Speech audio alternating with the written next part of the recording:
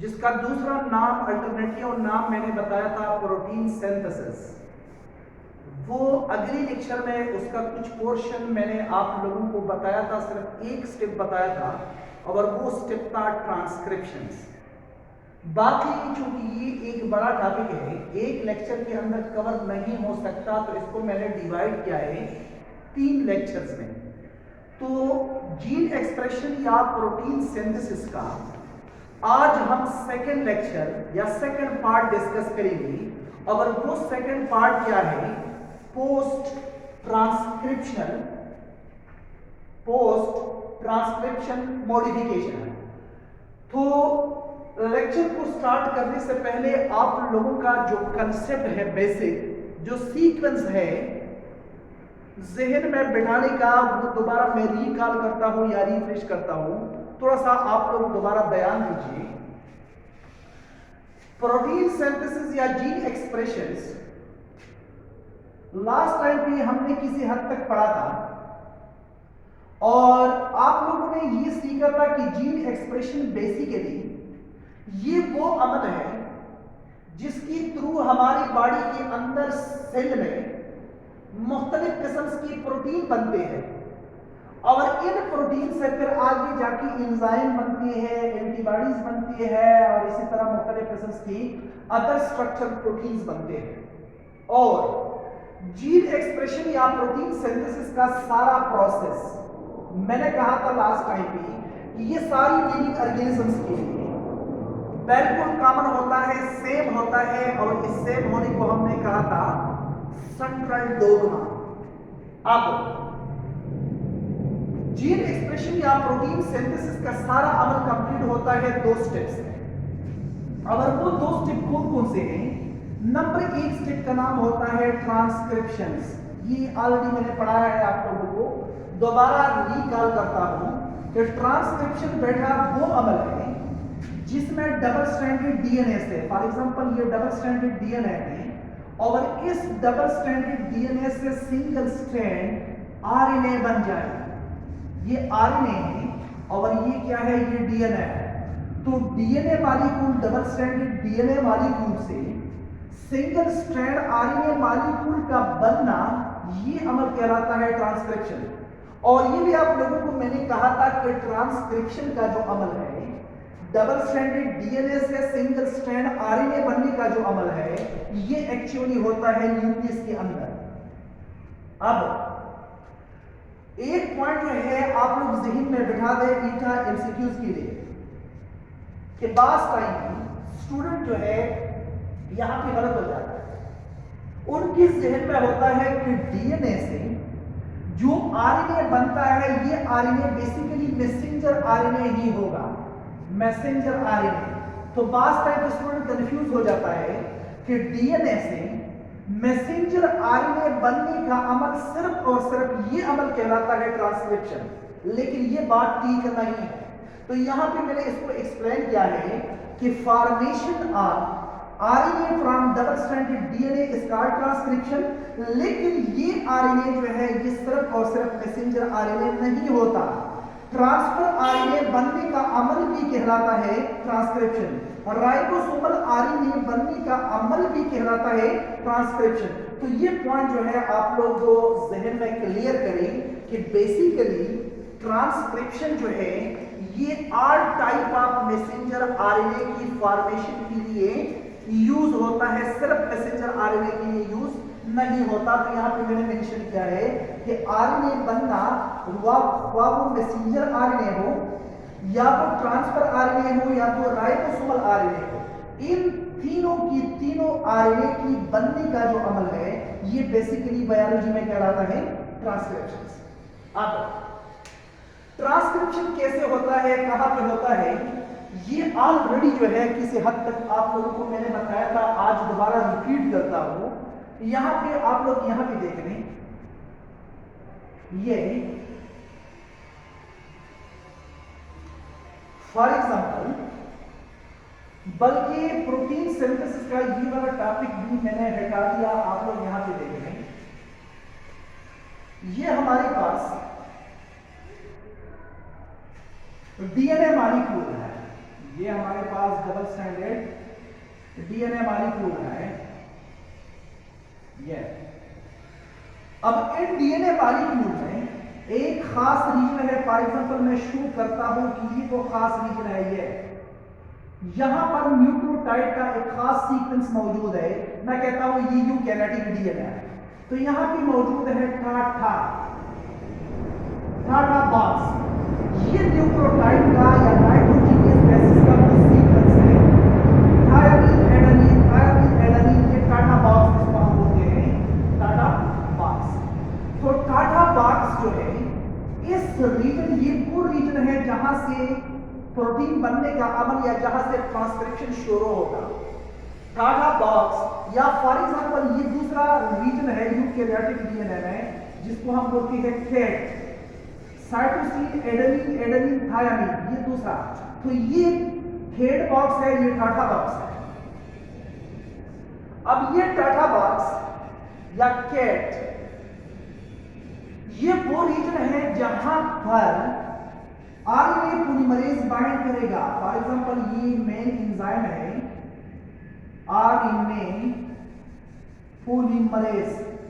RNA polymerase enzyme का जो sigma factor है, सिग्मा, ये फॉर एग्जांपल इसका सिग्मा फैक्टर है। आप लोगों को मैंने कहा था ये बड़ा एंजाइम है, इस पर मुख्तलिफ किस्म की यूनिट मौजूद है, अल्फा बीटा डैश और इसके अलावा सिग्मा। तो ये सिग्मा यूनिट जो है ये ऐसा यूनिट है जो कि इस रीजन को या इस प्रोमोटर रीजन को या इस बाइंडिंग रीजन को पहचान भी लेता है और साथ साथ इसके साथ अटैच भी होता है। तो ये वाला रीजन जो टाटा रीजन है इसको हम बोलते हैं नार्मल बेटा promoter regions. Promoter regions, promoter region कौन सा रीजन है? डीएनए में वो रीजन जहां पर आरएनए पॉलीमरेज एंजाइम बाइंड करेगा और बाइंडिंग के बाद इस डीएनए से एक कॉपी या फोटोस्टेट निकालेगा आरएनए की शक्ल में। तो ये अमल कहलाता है transcription. For example RNA polymerase का सिग्मा यूनिट टाटा बॉक्स के साथ अटैच हो गया, प्रोमोटर रीजन के साथ अटैच हो गया। अब आप देख लें यहाँ पे न्यूक्लियोटाइड्स मौजूद है, इस सारा डीएनए बना हुआ है न्यूक्लियोटाइड से, न्यूक्लियोटाइड यूनिट है डीएनए का। अब ये एंजाइम जो है ये यहां पर स्ट्रैंड्स को, कोडिंग स्ट्रैंड को देखेगा, कोडिंग स्ट्रैंड्स, और कोडिंग स्ट्रैंड्स को देखती हुई ये एक दूसरा स्ट्रैंड बनाएगा। फॉर एग्जांपल आप लोग यहां पे जैसा शो करें, ये डीएनए मॉलिक्यूल है, इसी कंडीशन में है, और ये है adenine thymine cytosine guanine thymine, guanine cytosine adenine और थायमीन। और इस यहाँ की एडेनिन के साथ थायमीन अटैच होगा, थायमीन के साथ adenine cytosine guanine cytosine thymine adenine cytosine, यहाँ पे फिर गवानीन थायमीन और एडेनिन है। आपको ये प्रोमोटर रीजन है, फॉर एग्जांपल ये प्रोमोटर रीजन है, ये यहाँ पे आरएनए पॉलीमरेज एंजाइम जो है वो बाइंड हो गई। आरएनए पॉलीमरेज एंजाइम जब बाइंड हो गई यहाँ पे सिग्मा फैक्टर पे, बाकी जो यूनिट है या डोमेन है वो पॉलीमराइजेशन करेगा। तो ये 3 to 5 एंड है, ये 5 to 3 एंड है इस डीएनए का। तो आरएनए पॉलीमरेज एंजाइम जब भी किसी टेम्पलेट स्ट्रैंड को रीड करेगा तो रीडिंग 3 to 5 डायरेक्शन में होगी। ये ऑलरेडी मैंने डीएनए पॉलीमरेज में बताया था। आरएनए पॉलीमरेज एंजाइम ऐसा एंजाइम है, ये आरएनए पॉलीमरेज ये ऐसा एंजाइम है जो कि रीड करता है डीएनए स्ट्रैंड को 3 to 5 डायरेक्शंस। तो कहने का मतलब ये हुआ कि ये आरएनए पॉलीमरेज प्रोमोटर रीजन के साथ बाइंडिंग के बाद ये स्ट्रैंड को रीड करेगा और रीडिंग का डायरेक्शन क्या है? 3 to 5 है। अब 3 to 5 जो है आप देख रहे हैं यहाँ पे एडेनिन है, तो आरएनए पॉलीमरेज एंजाइम कौन सा न्यूक्लियोटाइड उठाएगा? थायमीन है तो थायमीन, यहां पे आरएनए में यूरासिल होता है, ये यूरासिल उठाएगा। फिर यहां पे क्या है? थायमीन है, तो थायमीन के बाद जो है ये एडेनिन उठाएगा, ये एडेनिन है। फिर यहाँ पे साइटोसिन है तो ग्वानिन उठाएगा, फिर साइटोसिन है फिर ग्वानिन उठाएगा, फिर ग्वानिन है फिर साइटोसिन उठाएगा सी, फिर थायमिन है फिर एडेनिन उठाएगा, फिर ग्वानिन है फिर साइटोसिन उठाएगा और इसी तरह फिर यूरासिल उठाएगा। तो इसी तरह आपके पास एक स्ट्रैंड बन जाएगा आरएनए का, डबल स्ट्रैंडेड डीएनए से एक स्ट्रैंड बन गया। अब ये स्ट्रैंड जो है आप लोग हैरान होंगे कि ये न्यूक्लियोटाइड कहां से आ गए। आरएनए पॉलीमरेज एंजाइम ये न्यूक्लियोटाइड कहां से लेके आता है और इनसे एक सिंगल स्ट्रैंड बनाता है, तो उसका आंसर बड़ा क्लियर है। ये न्यूक्लियोटाइड ऑलरेडी न्यूक्लियस के अंदर मौजूद है, ये न्यूक्लियोटाइड ऑलरेडी एग्जिस्ट है, मौजूद है न्यूक्लियोप्लाज्म में। सिर्फ और सिर्फ आरएनए पॉलीमरेज जो है इनको रीड करके उसका कंप्लीमेंट्री या उल्टा न्यूक्लियोटाइड यहाँ पे उठा के इनसे एक स्ट्रैंड बनाता है। अब ये जो स्ट्रैंड बन गया, ये स्ट्रैंड, ये सिंगल स्ट्रैंड है, इसको हम बोलते हैं इसी कंडीशन में HNRNA। HNRNA का मतलब क्या होता है? Heterogeneous RNA. ये पूरा कंप्लीट आरएनए नहीं है मैसेंजर, ये HNRNA है। लेकिन एक पॉइंट आप लोग यहां पे और भी नोट करें कि आरएनए पॉलीमरेज एंजाइम जब भी टेम्पलेट स्ट्रैंड को रीड करेगा तो रीडिंग डायरेक्शन होगा 3 से लेकर 5 में। लेकिन जो मैसेंजर आरएनए बनाएगा, ये आरएनए जो बनाएगा, ये इसका डायरेक्शन क्या होगा? ये 5 to 3 एंड होगा, 5 to 3 एंड जो है इसका डायरेक्शन होगा। अब ये HNRNA बना, इस अमल का नाम है बेसिकली बेटा, इसको हम बोलते हैं ट्रांसक्रिप्शन। तो व्हाट इज ट्रांसक्रिप्शन? ट्रांसक्रिप्शन वो अमल है जिसमें डीएनए की प्रोमोटर रीजन के साथ आरएनए पॉलीमरेज का सिग्मा फैक्टर अटैच हो जाता है और जो इनकी जो बाकी यूनिट है alpha, alpha dash, beta, beta dash, ये यहाँ पे टेम्पलेट स्ट्रैंड को रीड करके उसके मुताबिक कंप्लीमेंट्री स्ट्रैंड जो है न्यूक्लियोटाइड की यूनियन से बना देता है। इस सिंगल स्ट्रैंड को हम बोलते हैं आरएनए और इस अमल का नाम क्या है? ट्रांसक्रिप्शन। डबल स्ट्रैंडेड डीएनए से जब सिंगल स्ट्रैंड आरएनए बन गया, इस अमल का नाम है ट्रांसक्रिप्शन। जो पॉइंट जरूरी है यहाँ पे वो ये है कि ट्रांसक्रिप्शन में main enzyme RNA polymerase involve है। आरएनए पॉलीमरेज एंजाइम बड़ा एंजाइम है, इसकी मुख्तलिफ यूनिट है। फॉर एग्जांपल अल्फा, फिर alpha 2 alpha, beta, beta dash और इसी तरह सिग्मा। तो सिग्मा यूनिट वो यूनिट है जो कि अटैचमेंट के लिए यूज होता है। बाकी जो यूनिट है ये पॉलीमराइजेशन करेगा, ये आरएनए बनाएगा। जो पॉइंट जरूरी है आरएनए पॉलीमरेज के हवाले से वो ये है कि ये डीएनए में टेम्पलेट स्ट्रैंड को रीड करेगा 3 से लेकर 5 डायरेक्शन में और जो नया स्ट्रैंड बनाएगा, जो आरएनए बनाएगा, उस आरएनए की बनने का जो डायरेक्शन होता है ये 5 से लेकर 3 डायरेक्शन में होगा, 5 से लेकर 3 डायरेक्शन। अब ये आरएनए बन गया, इस अमल का नाम क्या है? ट्रांसक्रिप्शन। अब जो आरएनए यहां पे बन जाता है ये कंप्लीट आरएनए नहीं है। इन आरएनए को अब मॉडिफाइड करना होता है, इसको चेंज करना होता है। इसमें मुख्तलिफ किस्म की मॉडिफिकेशन जरूरी होता है। उस मॉडिफिकेशन को हम बोलते हैं पोस्ट ट्रांसक्रिप्शनल मॉडिफिकेशंस। और वो मॉडिफिकेशन जो है वो आप लोग यहां पे जहन में रखें कि जो प्रोकैरियोटिक डीएनए होता है और उनसे जो आरएनए बनता है, प्रोकैरियोटिक ऑर्गेनिज्म में जब भी डीएनए से आरएनए बनता है तो इस आरएनए में कोई मॉडिफिकेशन नहीं होता। अब प्रोकैरियोटिक आप लोग जानते हैं बैक्टीरिया और ये है साइनोबैक्टीरिया है। तो इन ऑर्गेनिज्म के अंदर जब भी मैसेंजर आरएनए बनेगा तो ये मैसेंजर आरएनए इसके अंदर किसी किस्म का मॉडिफिकेशन नहीं होगा। तो यहां पे मैंने लिखा है no modification occur in the messenger RNA because of the makeup will develop या will define nucleus. Prokaryotic cell के अंदर जब भी मैसेंजर आरएनए बनता है डीएनए से, तो इसमें किसी किस्म का मॉडिफिकेशन नहीं होता। और मॉडिफिकेशन क्यों नहीं होता?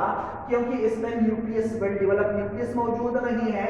और जो ही मैसेंजर आरएनए बन जाता है डीएनए में, ये फॉर एग्जांपल डीएनए है बैक्टीरिया का, और इनसे ये मैसेंजर आरएनए बन गया, ये एमआरएनए है। तो ये एमआरएनए के अंदर कोई मॉडिफिकेशन नहीं होती और ये डायरेक्ट आके राइबोसोम पर क्या हो जाता है, ये ट्रांसलेट हो जाता है और इससे प्रोटीन बन जाता है। लेकिन जो यूकैरियोटिक सेल है, तो यूकैरियोटिक सेल में बाकायदा जब भी मैसेंजर आरएनए बनता है तो मैसेंजर आरएनए उसमें मॉडिफिकेशन होती है। और वो मॉडिफिकेशन जो है दो तरीकों से होती है, या दो एरिया ऐसी हैं जहां पर मैसेंजर आरएनए को मॉडिफाइड किया जाता है। नंबर एक तरीका या जो मॉडिफिकेशन है वो रिमूवल ऑफ एंट्रॉन है। एंट्रॉन ऑलरेडी आप लोगों को मैंने बताया था कि डीएनए में कोडेड रीजन्स भी है, नॉन कोडेड रीजन भी है। कोडेड रीजन जो है वो कम है, नॉन कोडेड रीजन जो है वो ज्यादा है। कोडेड रीजन्स को हम बोलते हैं एक्सॉन और नॉन कोडेड को हम बोलते हैं इंट्रॉन। तो जो मैसेंजर आरएनए बन जाता है, फॉर एग्जांपल यहां पे देख लें, ये मैसेंजर आरएनए है।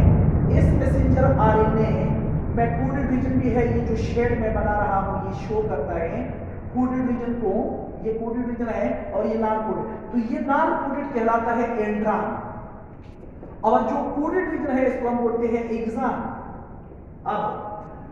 अब इस मैसेंजर आरएनए में जो यूकैरियोटिक सेल के अंदर डीएनए से बना हुआ है, इसमें चेंजेस जरूरी है क्योंकि ये नॉन कोडेड है, ये फजूल है और ये कोडेड है। तो इन नॉन कोडेड रीजन्स को और कोडेड रीजन्स को यानी एक्सॉन को और एंट्रॉन को सेपरेट करना जरूरी होता है। ये नंबर एक है। तो यहाँ पे नंबर एक चेंज कहाँ करता है, रिमूवल ऑफ एंट्रॉन की शक्ल में। जो नॉन कोडेड रीजन है फॉर एग्जांपल ये और ये, इनको क्लियरली जो है इसको जुदा किया जाता है, इसको हटाया जाता है। दूसरा जो है ये इसका 3 हेड है, ये इसका 5 हेड है, तो इसको हम बोलते हैं हेड और इसको हम बोलते हैं टेल। दूसरा जो चेंज आता है वो हेड रीजन में आता है और टेल रीजन में आता है मैसेंजर आरएनए का। लेकिन ये मैसेंजर आरएनए ये मैच्योर नहीं है। ऑलरेडी मैंने कहा ये एच आरएनए है, हेट्रोजीनियस आरएनए है। अब तो इनको मैच्योर बनाया जाता है, तो मैच्योर बनाने के लिए इनके अंदर स्ट्रक्चर चेंजेस लेके आया जाता है। नंबर एक चेंजेस क्या होता है, रिमूवल ऑफ एंट्रॉन, और दूसरा क्या होता है, हेड और टेल रीजन्स में मॉडिफिकेशन है। तो आप देख लें यहाँ पे इसका जो हेड रीजन है, हेड रीजन बेसिकली 5 हेड है, 5 हेड है। तो यहाँ पर मिथाइल ग्रुप जो है अटैच होती है, और वो मिथाइल कितना, 7 मिथाइल GTP। फॉर एग्जांपल ये इसका हेड है, तो इसके हेड रीजन्स में यहाँ पर 7 मिथाइल मॉलिक्यूल आके वो इस हेड रीजन के साथ अटैच हो जाता है और इसको कवर करता है। दूसरा इसका जो 3 एंड है, टेल, इसको हम बोलते हैं 3 एंड या टेल। तो इस टेल रीजन में एडेनिन न्यूक्लियोटाइड आके वो यहाँ पे अटैच होकर इस टेल को लंबा बना देती है। सवाल ये है कितनी एडेनिन आती है इनके टेल रीजन्स में, 30 से लेकर 500 तक एडेनिन आके वो इसका टेल बना देती है। तो इस 30 से लेकर 500 तक एडेनिन न्यूक्लियोटाइड को हम नाम बोलते हैं पूरी एडेनिन ए या पूरी ए। यहाँ भी एक सवाल ये पैदा होता है कि ये मॉडिफिकेशन जो है यहाँ पे क्यों किया जाता है, इसका टेल और हेड रीजन्स क्यों बनाया जाता है? तो उसका आंसर है कि अब तो ये मैसेंजर आरएनए सेल की न्यूक्लियस से साइटोप्लाज्म में आएगा, और साइटोप्लाज्म में खतरनाक एंजाइम है। एक एंजाइम ये है और दूसरा एंजाइम ये है, इसका नाम है फास्फेटेस, और इसका नाम है एंडोन्यूक्लियस। ये दो खतरनाक एंजाइम है, साइटोप्लाज्म में मौजूद है। नाम क्या है, फास्फेटेस और एंडोन्यूक्लियस। ये ऐसे एंजाइम है कि अगर ये मैसेंजर आरएनए का टेल ना बन जाए या इसका हेड ना बन जाए, तो ये एंजाइम आके इस मैसेंजर आरएनए को डिग्रेडेट करता है, इसको डिस्ट्रॉय करता है, इसको खत्म करता है। तो इस मैसेंजर आरएनए को बुलेट प्रूफ बनाने के लिए और प्रोटेक्ट करने के लिए नॉर्मली इसके टेल रीजन्स में एडेनिन अटैच हो जाता है, जिसकी तादाद 30 से लेकर 500 तक होती है, उसको हम बोलते हैं पॉली और इसके हेड रीजन को कवर करने के लिए 7 मिथाइल मॉलिक्यूल आके वो यहाँ पे अटैच होकर उसको प्रोटेक्ट कर देता है। अब ये मैसेंजर आरएनए अगर इसी कंडीशन में साइटोप्लाज्म में भी आ जाए तो फास्फेटेज और एंडोन्यूक्लियस जो है इसका कुछ भी नहीं बिगाड़ सकता। दूसरा पॉइंट, यहां पे मैंने जो एंट्रॉन का रिमूवल कहा, ये रिमूवल कौन करता है? तो बेटा ये रिमूवल एक स्पेसिफिक प्रोटीन करता है, उस प्रोटीन का नाम है स्प्लाइसिसोम्स। स्प्लाइसिसोम्स कंजुगेट मॉलिक्यूल है जो कि बना हुआ है आरएनए और प्रोटीन से, यानी आरएनए और प्रोटीन का कॉम्प्लेक्स मॉलिक्यूल है। ये मॉलिक्यूल क्या करता है? इन एंट्रॉन को काटता है, इनको जुदा करता है और एक्सॉन को जुदा करता है। इस अमल का नाम है बेटा स्प्लाइसिंग। स्प्लाइसिंग क्या होता है कि जब आप मैसेंजर आरएनए से एंट्रॉन और एक्सॉन जुदा जुदा करते हो, एंट्रॉन हटाते हो और एक्सॉन जो है वो अलग साइड पर रखते हो, इस अमल का नाम है स्प्लाइसिंग। और ये स्प्लाइसिंग कौन करता है? ये कंजुगेट प्रोटीन जिसका नाम है स्प्लाइसिसोम्स। ये स्प्लाइसिसोम आरएनए और प्रोटीन का कंजुगेट मॉलिक्यूल है, ये एंट्रॉन और एक्सॉन को जुदा जुदा करता है। अब वो सवाल ये पैदा होता है कि एंट्रॉन और एक्सॉन तो चलिए जुदा जुदा हो गए, अब ये देख ले, ये एक्सॉन है, ये एंट्रॉन है, ये एंट्रॉन है, ये एक्सॉन है, इस तरह मौजूद है। अब ये एंट्रॉन और एक्सॉन जो है स्प्लाइसिसोम प्रोटीन ने इसको जुदा जुदा किया। ये एक्सॉन आ गया, ये भी एक्सॉन है, ये एक्सॉन है, ये भी एक्सॉन है, ये भी एक्सॉन है और ये भी एक्सॉन है। तो एक्सॉन तो जुदा जुदा हो गया और एंट्रॉन जुदा हो गया। अब ये एक्सॉन जो है ये तो जरूरी चीज ही है, इसके अंदर तो मैसेज मौजूद है, इसके अंदर स्पेसिफिक कोड मौजूद है जिसको हम बोलते हैं जेनेटिक कोड। ये फ्रेगमेंट दोबारा खुद यूनाइट करता है, रीजॉइन करता है। तो रीजॉइनिंग के लिए बेटा एक एंजाइम है जिसका नाम है आरएनए लाइगेज। ये क्या है? RNA ligase. तो यहाँ पे डायग्रामेटिकली आप देख लें, ये मैसेंजर आरएनए है, ये इसका 3 एंड है, ये इसका 5 एंड है। आरएनए प्रोटीन कॉम्प्लेक्स जिसको हम बोलते हैं स्प्लाइसिसोम, ये वो प्रोटीन कंजुगेट प्रोटीन है। ये ऐसा एंट्रॉन और एक्सॉन जुदा करता है, तो ये आ गई एक्सॉन।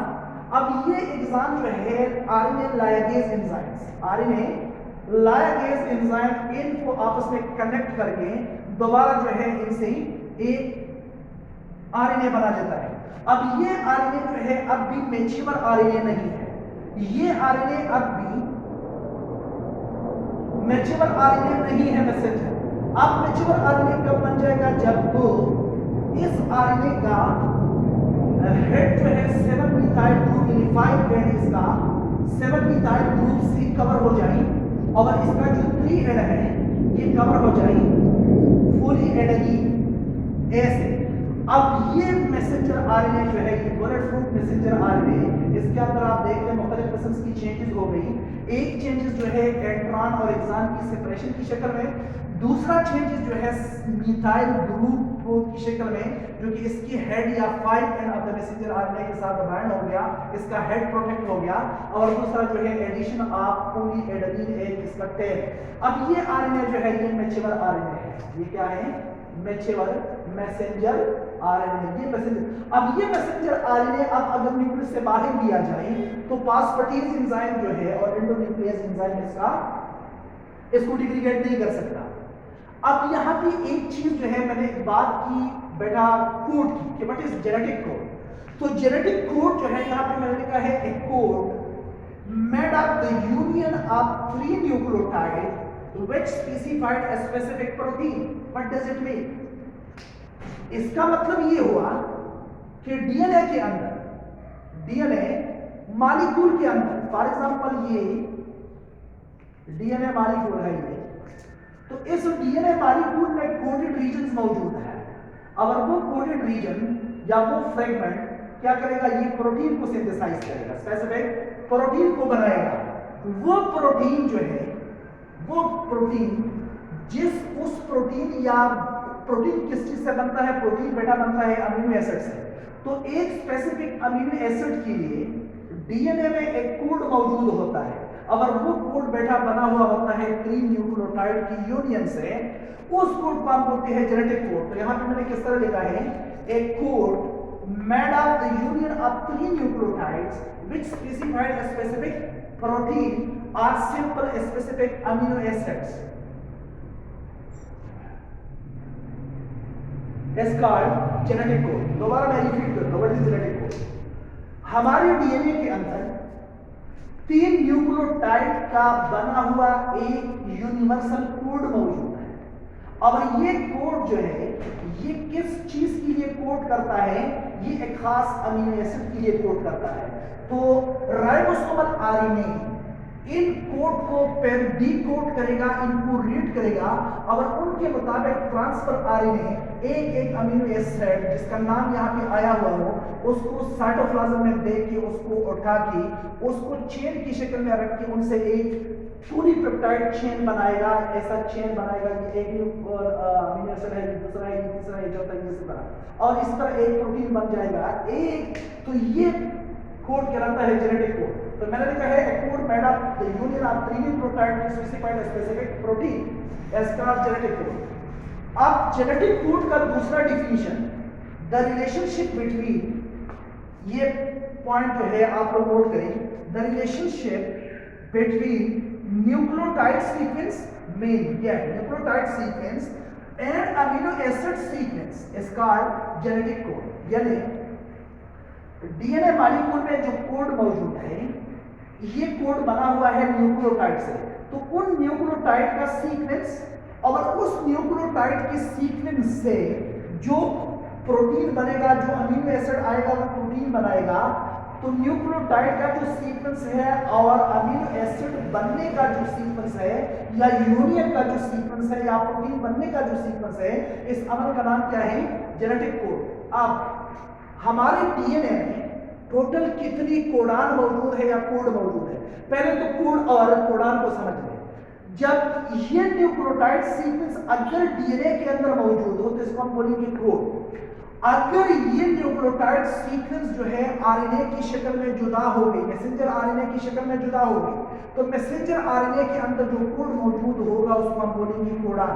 तो कोड और कोडान में फर्क क्या है, कोडान जो है न्यूक्लियोटाइड का वो सीक्वेंस है जो डीएनए में मौजूद है, और कोडान क्या होगा कि न्यूक्लियोटाइड का वो सीक्वेंस जो कि मैसेंजर आरएनए में मौजूद है उसको हम बोलते हैं कोडान। तो हमारे डीएनए के अंदर 64 कोड्स मौजूद है या कोडान मौजूद है। इन 64 को हम डिवाइड करते हैं 2 टाइप्स में। इसमें से 3 ऐसे कोड मौजूद है 3 जो कि नॉनसेंस है, वो किसी किस्म का अमीनो एसिड जो है वो स्पेसिफाइड नहीं करता। तो out of 64 3 codes are called nonsense code or nonsense code. Nonsense code mean not code for any amino acid। और वो कोड क्या है, नंबर 1 है बेटा, ये पॉइंट आप ज़हन में रख रहे, ये अक्सर ईटा में आता है, UGA। एक कोड क्या है, UGA, यूरासिल गवानीन एडेनिन। ये नॉनसेंस कोड है, ये स्टॉपिंग कोड है, ये स्टॉपिंग कोडान है, इसके अंदर कोई अमीनो एसिड का मैसेज मौजूद नहीं है। दूसरा है UAG, यूरासिल एडेनिन गवानीन, और तीसरा कोड है यूरासिल एडेनिन एडेनिन। तो ये तीनों के तीन क्या है, ये स्टॉपिंग कोडान है, स्टॉपिंग कोडान। स्टॉपिंग कोडान का मतलब ये है ये मैसेंजर आरएनए का जो रीडिंग है ये क्या करेगा, ये स्टॉप करेगा। दूसरा जो 61 है, बाकी जो 61 है ये 61 इसको हम बोलते हैं sense codon. Sense codon mean इसके अंदर जो है एक स्पेसिफिक अमीनो एसिड का नाम कोडिंग जुबान में या कोडिंग लैंग्वेज में मौजूद होगा। अब तो इन 61 में एक कोड ऐसा होता है जिसको हम बोलते हैं स्टार्टिंग कोड। तो स्टार्टिंग कोड बेटा उसका नाम कोड क्या है, AUG, एडेनिन यूरासिल गवानीन, और ये कोड करेगा एक अमीनो एसिड के लिए, उसका नाम होगा मेथोनीन। तो ये कोड करेगा AUG, ये किसी भी मैसेंजर आरएनए की स्टार्ट में मौजूद होगा, स्टार्ट में AUG किसी भी मैसेंजर आरएनए की स्टार्ट में मौजूद होगा। और ये कोड फॉर एग्जांपल ये इसका स्टार्ट है, तो यहाँ पे AUG जी कोड ये जरूर मौजूद होगा किसी भी मैसेंजर आरएनए में, क्योंकि ये रीडिंग को या मैसेंजर आरएनए से प्रोटीन बनने का अमल स्टार्ट करता है, और एयूजी जब भी हमारा राइबोसोमल आरएनए को रीड करेगा तो यहाँ पे नाम मौजूद होगा या ट्रांसफर आरएनए हमारा वो मेथोनिन अमीनो एसिड को उठाएगा और यहाँ पे पॉलीपेप्टाइड चेन में रखेगा। तो कहने का मतलब ये हुआ टोटल कोडान जो है वो 64 है, 64 में 3 जो है नॉनसेंस है, 61 जो है वो सिंस कोडान है। इन सिंस कोडान में नंबर फर्स्ट कोड जिसको हम बोलते हैं स्टार्टिंग कोडान, तो स्टार्टिंग कोडान जो है वो एयूजी होता है किसी भी मैसेंजर आरएनए में, और वो कोड करता है मेथोनिन के लिए।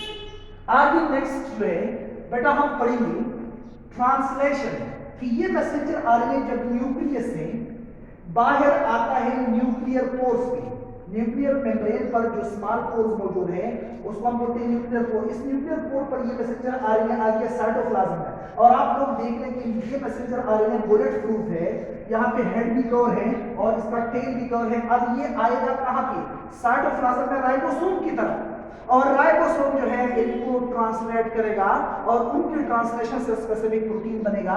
तो प्रोटीन बनने का अमल या जीन एक्सप्रेशन स्टार्ट में मैंने कहा है कि ये 2 स्टेप में कंप्लीट होता है। एक को हम बोलते हैं ट्रांसक्रिप्शन, दूसरी का नाम है ट्रांसलेशन। तो ट्रांसलेशन इंशाल्लाह हम नेक्स्ट वीडियो में डिस्कस करेंगे कि व्हाट इज ट्रांसलेशंस।